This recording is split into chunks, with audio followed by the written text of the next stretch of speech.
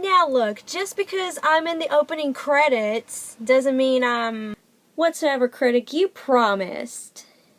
Okay, I didn't agree to anything, okay? Yes you did. Then why were you in the end credits? Why was your name in the end credits in the previous review? It was near the 12-minute something mark? Alright, fine, let's do it. There you go. That's people saying that they want to see you help me with this review. Alright, fine, let's get this over with. Unless you're trying to stall. Yeah, let's just get this over with. Just so you know, there is a book adaptation for this movie. Can I see that book? Sure.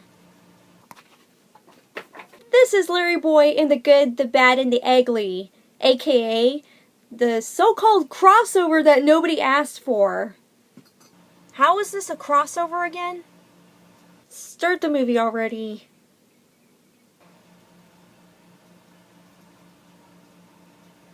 The movie opens with a pretty good nighttime feeling, making you believe that this movie is going to give us something great this time around. Like the book, we start with LarryBoy on night patrol in his Larry plane. Nobody cares about the book. Hey, I get to say what was on my blog.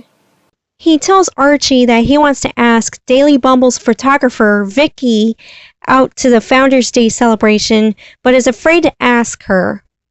Those two shouldn't get together. Why not? Well, how can LarryBoy be so interested in Vicky? I mean, tell me, what good qualities does she have outside of her good looks?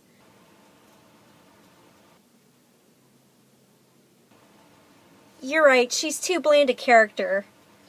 And there's your first problem. After seeing her in the first 3 episodes, why would anyone be invested in the relationship between LarryBoy and Vicky?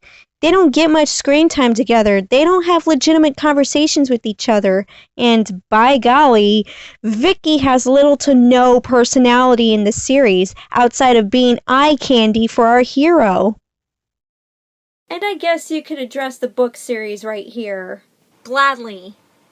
The book series goes into further detail on the relationship between LarryBoy and Vicky. In fact, there's a certain point where Larry wants to tell Vicky about his secret identity so that she could care more about him.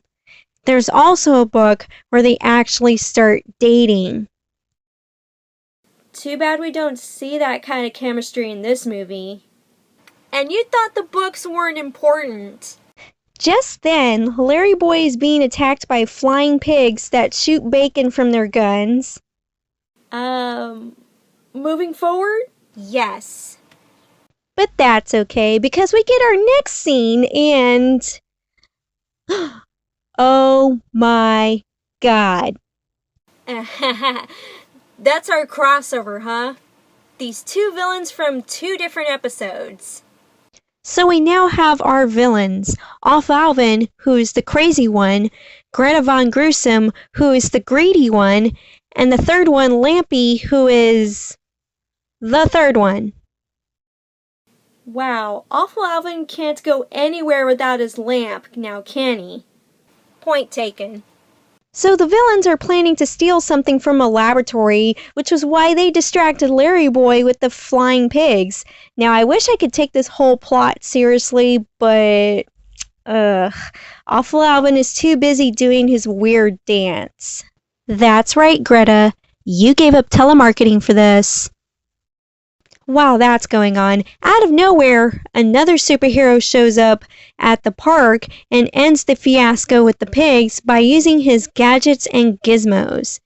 Now this is Dark Crow, a guy with a Mexican accent, and even Mexican music is playing whenever he's around. Okay, who put this guy on set? Surely he's not in the movie. He's not supposed to be in the movie. Oh, really? It doesn't help either that he's also in the book. Whether you were introduced to the movie or the book, it's plain to see that Dark Crow should not be in this movie. What was the purpose behind it? Apparently, he and LarryBoy are supposed to be working together. But dude, this isn't supposed to be a game of which idiot can you have LarryBoy partner with. This is LarryBoy, the Cartoon Adventures. And yet they throw in some random character from his superhero class to help him out with this mission. Alright, calm down, Fanatic. We're like 4 or 5 minutes into this thing. We can still do this. So the heroes learn that the pig incident was all a ploy to distract them from stopping Awful Alvin and Greta. LarryBoy wants to help out, but Dark Crow doesn't let him. Wow, what a jerk. So not only is Dark Crow useless, but he's also a condescending prick. Why is he even in this movie? Meanwhile, in the laboratory, Awful Alvin and Greta tie up the scientists and try to break into the vault with a device called the Lampy Laser.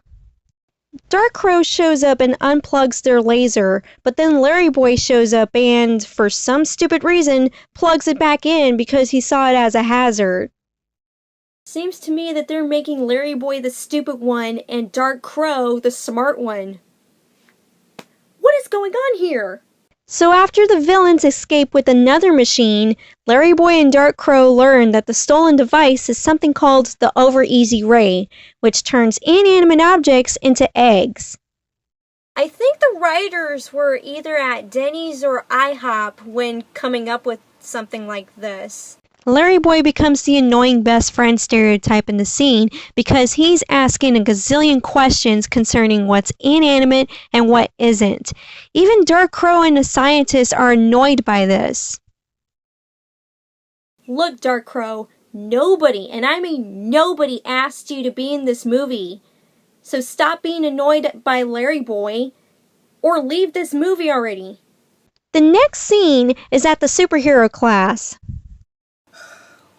We get it. The lesson is that we're supposed to be working together. Next! Yeah, the lesson is in this scene, unfortunately. But our heroes don't care because they're too busy trying to outwit each other from their desk. Now, you may want to fast forward your VHS tape here because the whole scene is nothing but this. The next day, Awful Alvin and Greta Von Gruesome show up at a museum to steal artifacts. I feel so sorry for Greta Von Gruesome because she has to work with somebody like Awful Alvin. I mean... Look at the guy's face! Oh yeah, don't forget about the hostages. Oh, right. Unfortunately, the Daily Bumble staff was too stupid to flee from the museum as they're tied up by our villains. Somehow, Dark Crow pops out from one of the mummy exhibits, and he and Greta duke it out for a while. Wait, that's LarryBoy's job. Why isn't he there? Well, LarryBoy does show up. And this happens. It looks like LarryBoy will finally ask her out, right? Nope, he just asks her a random question that has nothing to do with asking her out. But that's okay, because she gets kidnapped and our heroes get zapped by the Over-Easy Ray, turning their costumes into eggs. Well, let me tell ya, if y'all two weren't distracted by the eye candy and bickering about who's gonna take Vicky out to that celebration or whatever, none of this would have happened. Now, if there was no Vicky or no Dark Crow, then this movie wouldn't suck. Girl, you shouldn't have thrown away the book. Well, you shouldn't have tried to get out of this review by stalling. Okay, wait. Are we here to argue or are we here to review this movie? This movie is the real enemy here. You're right, Whatsoever Critic, I'm sorry. After the villains escape with their hostage, LarryBoy and Dark Crow dress themselves in kid pajamas, which are supposed to be superhero costumes, and they return to the laboratory where the bad guys had stolen from earlier. Okay, we reached the point of this movie where the production team was like, they didn't want to do this anymore, none of this was going to matter, so this was where they stopped trying. Yeah, they just put the movie on autopilot. You know why? Because the scientists show the heroes their bunny bot, which serves as a defense against the over-easy ray.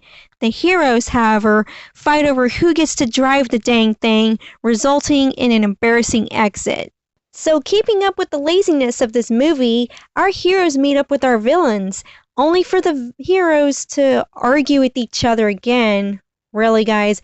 And giving the villains the upper hand again. Well, what's new?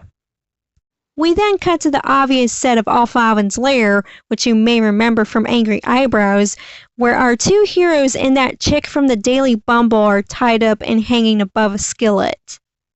So, how are we doing so far, Fanatic? We're doing A-OK, Critic, but the movie ain't. Now, you may think that we're skipping things of importance, but we're not. This movie hasn't offered us anything good thus far. Well, what about this next part where the bad guys are the ones arguing this time?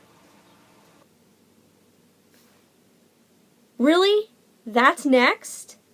Well, okay, it's the bad guys' turn to fight over something, such as who can press the button to send our heroes to their doom.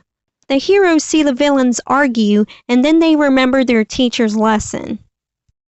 Actually, they vaguely remembered the lesson because they were too busy messing with each other during that time when the lesson was being said and all that.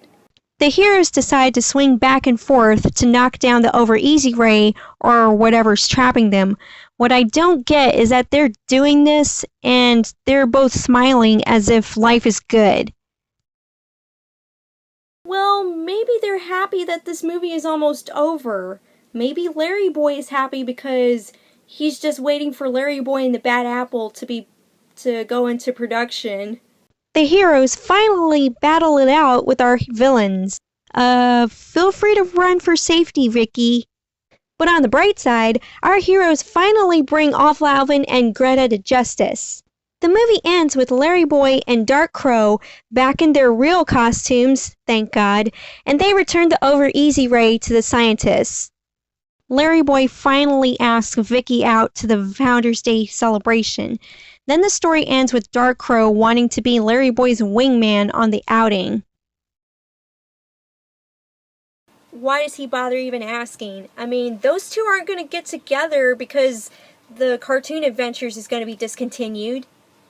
And that was LarryBoy in The Good, the Bad, and the Ugly. Fanatic, may I? Sure. Sure, why not? The Good, the Bad, and the Ugly, huh? You know the next movie, LarryBoy and the Bad Apple, would have more dignity than these silly cartoon episodes. The plot made little to no sense, the episode didn't seem like a legit LarryBoy story, and the characters were either morons or psychotic. Fanatic, what are you doing? Is that Phil Vischer's book? Yes, and I think I know why the Cartoon Adventure series got discontinued. Because most of it was horrendous? Well, not exactly. According to his memoir, Phil Vischer explains that the Cartoon Adventure series was discontinued because 1. People criticized it for its cheap animation, and 2. The series wasn't making enough money to keep Big Idea from filing bankruptcy. That was a scary time for Big Idea because the company was facing a lawsuit against Lyric Studios for distribution rights to the VeggieTales videos. Yeah, so that's why you could see the Lyric Studios brand name on the side of the video cover, while another copy does not have the logo on the side. Another reason why this was a scary time for Big Idea was because if you're filing for bankruptcy, that's basically saying that you're out of money. Phil Vischer says that it even got to a point where Big Idea was dead because Lyric Studios won in court when it came to the distribution rates. However, a federal appeals court overturned the decision that was made in the Lyrics lawsuit, and Big Idea was pretty much back to normal. So the reasons why the Cartoon Adventure series was discontinued because 1, fans saw the animation as cheap, and 2, Big Idea thought that the series would be part of their salvation from going bankrupt. So you can't really blame this movie or this series for being this bad. I mean, sure, there were a lot of missed opportunities in all 4 episodes, but there's still some good in them. I mean, I enjoyed seeing LarryBoy having his own show, even though the 4th episode would always be known as the final nail in the coffin, the final episode that killed the Cartoon Adventure series. Wow. I never thought of it that way. So now you know. Wait. Is that it? What? The final episode? Oh my god. We did it! We reviewed all the episodes of the Cartoon Adventure series! Awesome! Well, Whatsoever Critic, thanks for joining me in this review. You're welcome, Fanatic. Do you know what this means now? What?